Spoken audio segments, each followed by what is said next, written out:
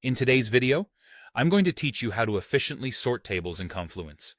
If you're like many Confluence users, navigating through tables of data can sometimes be a bit overwhelming.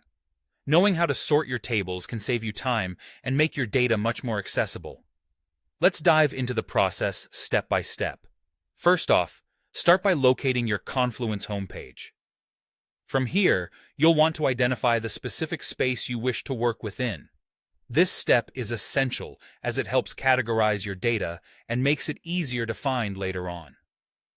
Think of spaces as folders where you can store related pages, so it's vital to ensure you're in the right one for the task at hand. Once you've zeroed in on your space, the next step is to choose the relevant page where your table is located. Pages in Confluence are like individual documents within a folder, and selecting the correct one gets you closer to accessing the data you want to organize. After navigating to the appropriate page, your task is to enter the editing mode. Look for the Edit button, usually found at the top right corner of the page, and give it a click. Entering the editing mode is crucial as it allows you to make changes to the table and engage with the data settings. Now that you're in editing mode, locate your table. You'll need to click anywhere on the table to start interacting with it. You'll notice a toolbar becomes active, giving you various options to manipulate your table. Look for an icon that resembles 6 dots. It usually appears near the top left of your table when you hover over it. Clicking this icon reveals additional settings specific to your table, including the sorting options. With the menu open, you now have a couple of sorting choices readily available.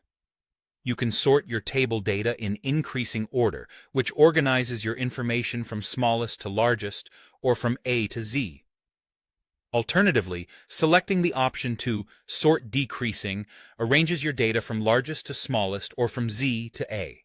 Choosing the right option depends on the type of data you have and how you need it to be displayed. And there you have it, a straightforward guide on sorting tables in Confluence. Sorting not only saves you time when searching for specific data, but also helps in analyzing your content by presenting it in a more readable format. Practice this process a couple of times, and you'll soon find it becomes second nature. Feel free to pause and replay this video as you go through the steps, and don't hesitate to experiment with different tables to see how sorting can benefit your workflow.